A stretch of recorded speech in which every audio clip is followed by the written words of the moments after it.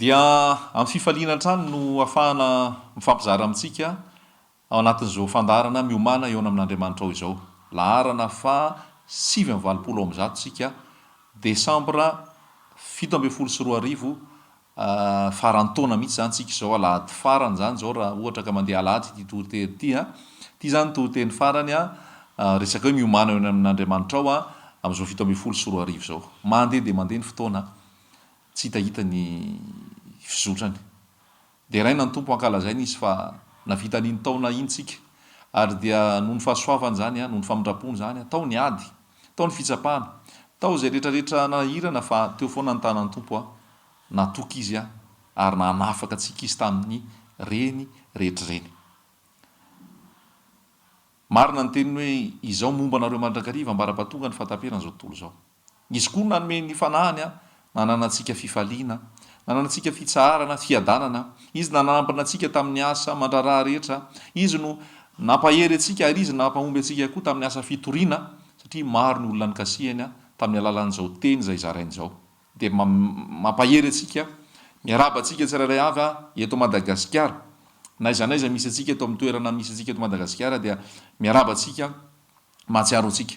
Sarona ihany koa ny any ivelany rehetrarehetra any de ho lazaina kely satria mifarana ny taona betsaka ny fanerasera atao anatin'izay rehetra zay ny eto manodidina ny any La Réunion, ny ao a Maurice, ny any a France, Portugal, Italie, Grèce, Suisse, Belgique, Allemagne. Tena kasihan'ny tompo ary mamoa olona maro tompo anatin'ireny toerana rehetra reny de tena hoe ny tompo no miasa, ny tena dia tsinitsinina fitaovana ihany ary zay fanasaina natao no natao fa nidera sy laza ny voninahitra de ho an'i Jesosy Kristy irery any amin'ny faritry Karaiba any Haïti, ny any Martinique, ny any Ohio any États-Unis, ny any faritra Arabo iny, Koweït, Arabie Saoudite, ny any Dubai, ny any Muscat, ny any Liban, ny any Jordanie, toerana maro. Ny Azetika ihany koa de kasihan'ny tompo ny any Hong Kong, ny any Chine, ny any Japon, any Brésil any koa de misy manaraka ny teny.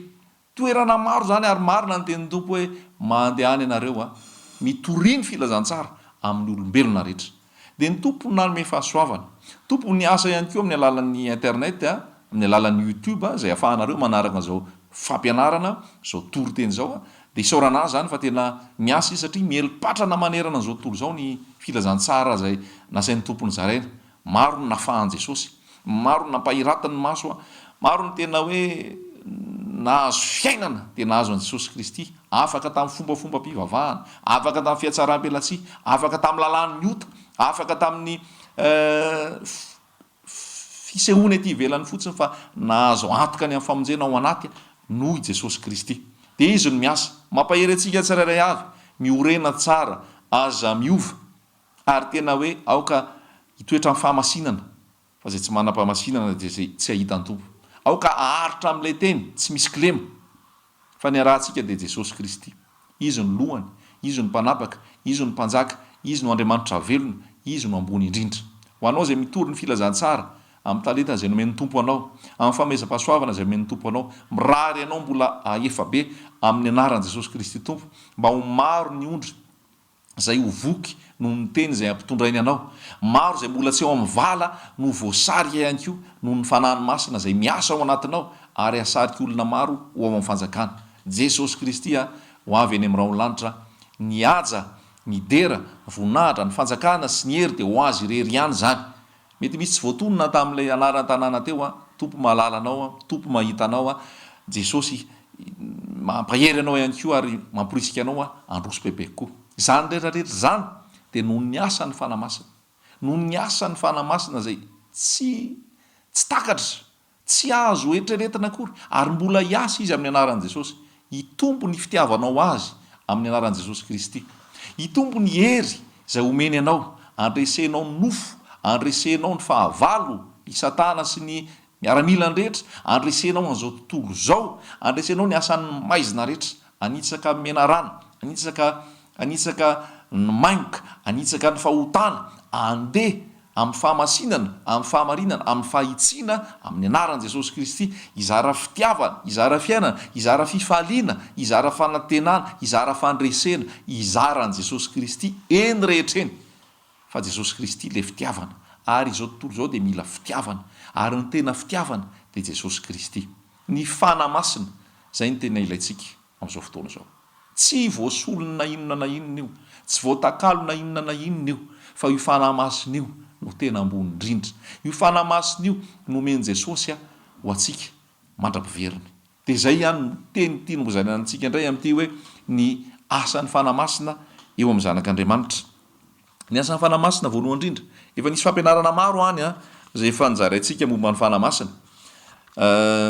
Androany manery ahako zaraina amintsika dia izay hoe mila mahatsapitsika ny fiasan'ny fanamasina ao amintsika, mba tsy ho teoria le izy, fa tena zavatra iainantsika dia ahafahantsika mizaran'izany amin'ny hafa. Satria nge hoy Jesosy hoe azo hery ianareo amin'ny ilatsahan'ny fanamasina ao anatinareo, dia rehefa vita izay dingan'izay ho vavolombeloko amin'izay nareo.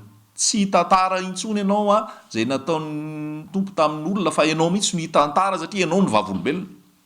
Dia ho vavolombeloko ianareo izy Jerosalema, Jodia, Samaria, hatramin'ny farantany. Io fanamasina io no ilayntsika amin'izao fotoana izao. Andro fety dia be da be ny olona mitady fifaliana amin'ny sakafo, amin'ny akanjo, amin'ny lanonana, amin'ny materiel, ary amin'izao vaninandro faraparan-taona izao tena mandeha be ny vola, be da be ny zavatra vidiana, satria le tontolo misy atsika mihitsy no manetsika an'io. Ohatra ny voasarika hividy zany ianao, zay mihitsy le vanim-potoanan'ny Desambra, vanim-potoanan'ny Noely, ny Krismasy, ny taom-baovao. Amin'iny tena mandeha be mihitsy ny fividianana, mandeha be mihitsy ny fividianana. Dia rehefa tonga ny voalondohan'ny taona dia efa miatona izy, satria be da be le zavatra miseho ety ivelany, arentirety zay indraindray ara zavatra tsy ilaina, tsy tena ivon-javatra ary tena votoatin-javatra, fa lasa hoentin'izay fividianan'izay fotsiny tsika. Ninona ny anton'izay rehetra izay? Mba malifaly, mba amiramirana, mba ampifaly ny mpianakavy, ampifaly ny fianakaviana. Isaorana ny tompo zany fa ny zavatra rehetra moa omeny ozy ny Jesosy, ozy Paoly hoe lazao ny manan-karena ozy izy tsy avonavona, fa teneno mihitsy manan-karena hoe tsy avonavona ozy izy, fa mba hiatra sy hanome, ary mba atoky, tsy atoky ny arena miovahova izy, fa atoky any Andriamanitra izay mameny zavatra rehetra ho antsika mba hifalitsika. Zany hoe tsy mametsy nizaniza mihitsy, fa zavatra rehetra omen'ny tompo koa zany, ara-materialy sy zavatra rehetrarehetra, na sakafo na fitaovana zay omen'ny tompo atsika, dia omeny antsika koa reny mba hifaliantsika ozy ny voasoratra. Fa ny ambony indrindra zay rehetra manaraka eto dia zao fananana fanamasina. Na inona azo, na inona tsy azo, na inona misy, na inona tsy misy, le fananana ny fanamasina ao anaty, iny ny tena zava-dehibe, ary iny ny fifaliana amin'ny toetra. Fa ny ambiny rehetrarehetra raha vao tsy ao Jesosy, dia fenonao amin'ny vola io, fenonao amin'ny sakafo io, fenonao amin'ny namana io, fenonao amin'ny lanonana io, fenonao amin'ny fety io, fenonao amin'ny zavatra maro isan-karazana io nefa reny tsy ateza, reny mandalo, reny ho foana. Tsy haiko ary ianao zao raha avy nanao fety angamba manaraka an'ity fandaran'ity, dia reraka, dia lany vola, dia lany hery. Raha tsy manana an Jesosy ianao zava-poana daholo zany rehetrarehetra zany. Fa ny atoroko anao amin'ity androan'ity, raha marana ny taona aoka handray ny fanamasina. Raha hanomboka ny taona vaovao 724 aoka hiaraka amin'i Jesosy Kristy. Tsy le voalohan'ny taona ihany niaraka amin'i Jesosy dia vita amin'izay ianao dia adino Jesosy, fa ao anaty ao aoka ao anatinao ny fanamasina. Ny fanamasina voalohany indrindra mampiaiky ny olona ny fahotana. Mampiaiky ny olona ny fahotana.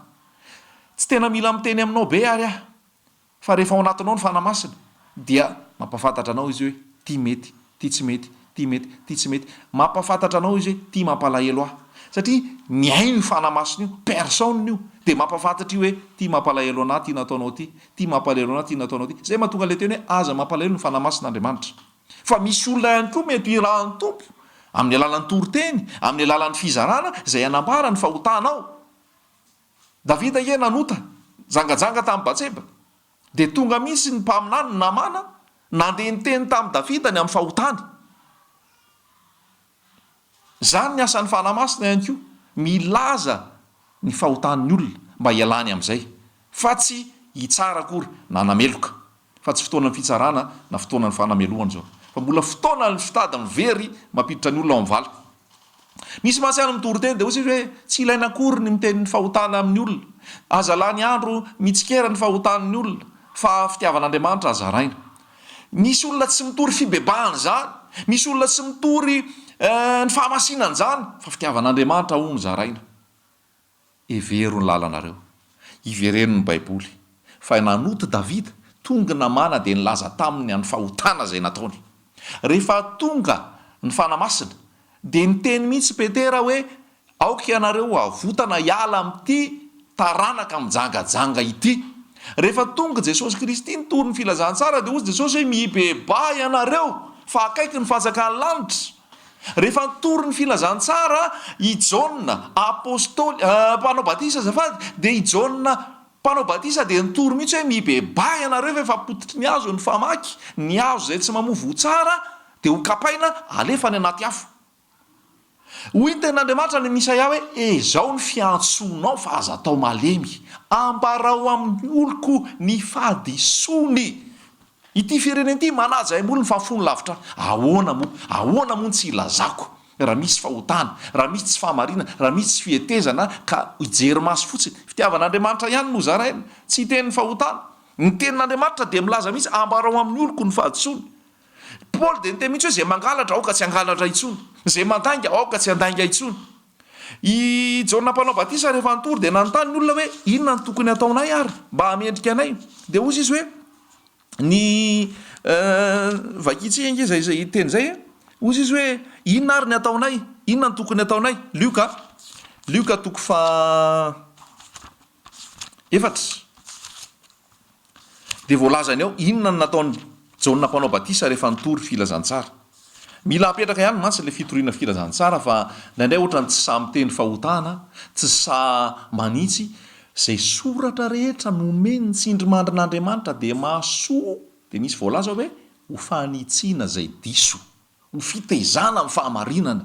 Atao ahoana ny azon'ny olona ny famonjena raha tsy atoronao azy hoe tiany diso, tiany marina.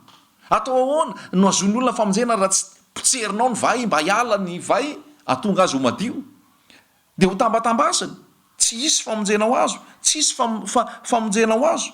De hoy izy ao amin'ny Lioka toko fahatelo zao ny zavatra nisy 10 ary ny vahoaka nanontany any Jauna hoe inona no ataonay.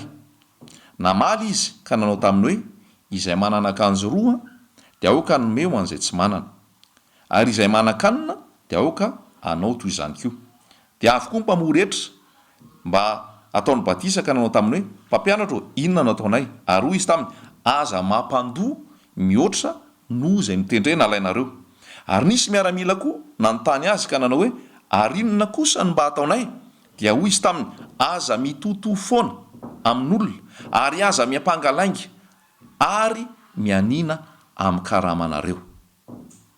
Zany hoe misy zavatra toriny aho tia nytenenina ke zany ao ambadika hoe atsaharo reny ataonareo le tsy mety reny teneny le fahotana de atoriny le tokony atao. Fiasan'ny fanamasina zany io tsy voatery ho teneninao hoe ny fanamasina de tsy milaza fahotana satria zay no nataon Jesosy, zay no nataon Jesosy tamin'le vehivavy Samaritana teo amin'ny Jaona toko fa efatra. Tsy nilaza ny tena fahotana izy fa nanambara ny fitiavana fa tsy zay foana akory no nataon Jesosy. Vakio ny Matthieu toko 7:20 ny teny nataon Jesosy mahery tamin'ny fariseo nilazainy daholo ny tsy mety rehetrarehetra. De hiteny ianao fa tsy ho tenenina ny fahotana fa avela fotsiny am'izao fa fitiavan'Andriamanitra nilazaina andao sika ho eo atendrombohitra Karmela. De teneno amiko zay rehetrarehetra nitorianao ka tsy nilazanao fibebahana fa fitiavan'Andriamanitra fotsiny nilazainao atoroy azy tena ny bebaka marina. Milaza ho azy tena ny fona maro, omeo azy conversion authentique avy any aminao. Raha nanambara ianao ka fitiavan'i Jesosy fotsiny nilazainao. Fa io rehefa mitory filazantsara tsy maintsy mitory fibebahana, tsy maintsy mitory fibebahana, tsy maintsy mitory fibebahana mba azon'ny olona famonjena. Eo amin'ny tendrombohitra Karmela mila manana fahasahiana mijoro tahaka ny nataony Eli. firy ny olona afaka amin'ny sigara, firy ny olona afaka amin'ny toka, firy ny olona afaka amin'ny fijangajangana, firy ny olona afaka amin'ny rongony, firy ny olona afaka amin'ny kolikoly, firy ny olona afaka amin'ny risoriso, noho ity filazantsara toriana, noho ity fampibebahana zay asain'ny tompo ambarana ity, firy noho ny fanamasina.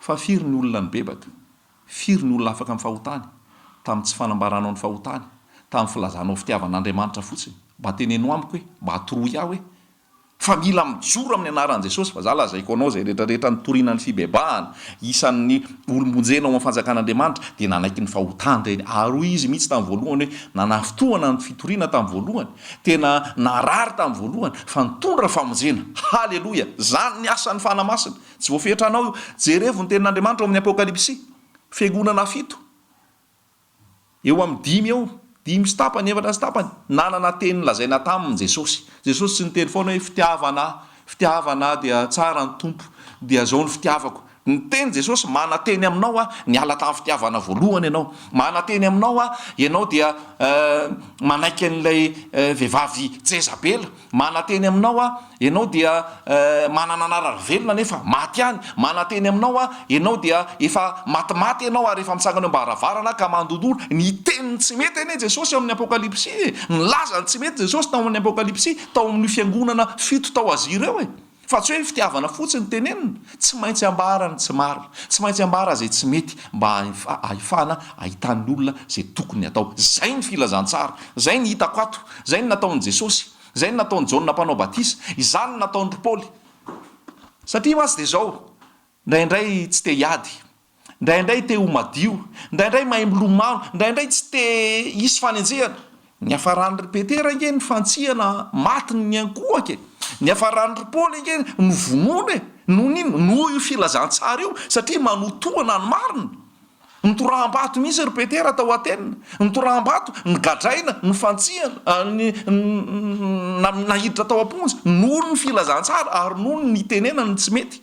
Tadidinao le tao Diana tao Efesosy, nisy navita asa mihitsy tao nanao sarivongany reny foana satria nanao Andriamanitra tsy izy. Rehefa tonga Paoly niteneniny fa tsy izy io rava ny businessin'le olona, niverina tamin'i Jesosy ny olona rehetra, tezitra zareo satria nanembatsembana n'le asa fitadiavam-bola. Zany no atao rehefa hitory an'i Jesosy, ambara zay tsy mety mba tonga ny olona zona famonjena. Haleloia! Zay ny asan'ny fanamasina, zay anisan'zay. Dia ny asan'ny fanamasina ihany koa mampionona. Misy mahafinaritra anahy fizanan'ilay ranabavy tamin'ny herinandro hoe plus betsaka ny ady ozy izy fa za matsiaro fifaliana. Haleloia! Dia raina ny tompony amin'izany. Mamarana ako efa akaiky ny fotoana fa enoy ny fanamasina. Aza olona ny enona, aza mila sitraka aman'olona, aza mitady tambitamby aman'olona, aza mieritreritra hoe raha hitory ny marina dia tezitra ranona, tezitra ry dia alahelo ry. Aleo izy alahelo hoe zao tezitra fa azo ny famonjena izy rehefa avy eo. Fa raha ianao olona efa latsaka any akady mbola tenenao hoe tsara ny tompo Andriamanitra fitiavana, fa tsy tenenao izy latsaka any akady izy, ho adinina aminao ny rano. Dia hiasany Jesosy fampisaintsainana ihany koa zany amin'izao taona vaovao zao ho antsika tsirairay avy ary mino fa tsy mijanona zany fa 20 minitra ny tenenako fa ny fanamasina hiasa ao anatinao raha tsy hatafandrimandry ianao, hiverina amin'ny tena fitoriana filazantsara tsisy klemy ianao raha toka ny hodina tamin'izany, ary tena hiverina amin'i Jesosy Kristy ianao raha toka ny hodina, ary ianao zay efa ao amin'i Jesosy mbola androso ohatrany ianao na inona fanenjehana na inona ady fa manoatra noho ny mpandresy ianao amin'ny alalan'i Jesosy Kristy. Tompo ilay tianao, aza ny fanjakana, aza ny hery, aza ny voninahitra, ho aminao ny fahasoavana, ho aminao ny herin'ny fanamasina, ary ho aminao ny fanahin'ny tompo ary anehoan'ny tompo ny voninahiny ianao hiaina amin'ny fahamasinana amin'ny tahotra an'Andriamanitra ary ho fanjakam-pisorona, ho fanasina sy fahazavana hitaona fanahin'olona maro ho ao amin'i Jesosy Kristy. Tsisy arombaka anao ampelantanan'i Jesosy fa manoatra noho ny mpandresy ianao amin'ny alalany. Haleloia! Amen.